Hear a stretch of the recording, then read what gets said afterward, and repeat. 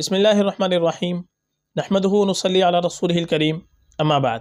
محترم ناظرین کرام، کہ صاحب منور زماں ان کا سوال ہے، السلام علیکم، کیسے ہیں مفتی صاحب، ظافر نام رکھنا کیسا ہے؟ وعلیکم السلام ورحمۃ اللہ وبرکاتہ۔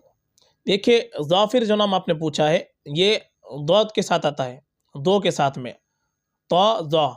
ظافر۔ ظافر جو لفظ ہے یہ معنی کے اعتبار سے بہت اچھا نام ہے۔ ظافر کے معنی آئیں گے کامیاب، فتح مند، یعنی جو فتح حاصل کرنے والا ہوتا ہے، کامیاب ہوتا ہے، سکسیس ہوتا ہے، اس کو کہتے ہیں ظافر۔ تو معنی کے اعتبار سے ظافر نام بہت بہتر ہے۔ یہ نام اپنے بچے کے لیے بالکل ہم رکھ سکتے ہیں، اور ہمیں اپنے بچوں کے اس طریقے کے نام رکھنے چاہیے۔ یہ نام رکھنے میں کوئی خرابی نہیں ہے، بہت اچھا نام ہے۔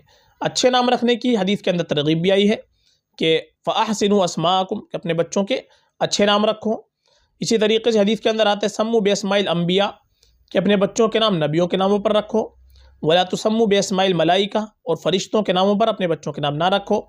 تو ہم کو نبیوں کے ناموں پر نام رکھنے چاہیے، صحابہ کے ناموں پر نام رکھنے چاہیے، یہ اور بہتر ہوتا ہے، باعث برکت بھی ہوتا ہے، چونکہ اللہ کے نبی کی حدیث ہے۔ فرشتوں کے ناموں پر نام ہم کو نہیں رکھنے چاہیے، اس کو منع کیا گیا ہے، بلکہ مکروہ لکھا ہے۔ اور اچھے نام ہم کو رکھنے چاہیے۔ اور یہ جو آپ نے نام پوچھا ہے ظافر، یہ معنی کے اعتبار سے اچھا نام ہے، تو اچھے نام رکھنے کی ترغیب آئی ہے، اس لیے یہ نام بالکل ہم رکھ سکتے ہیں۔ یہ نام ہم کو رکھنا چاہیے، کوئی مسئلہ نہیں ہے، فقط واللہ اعلم۔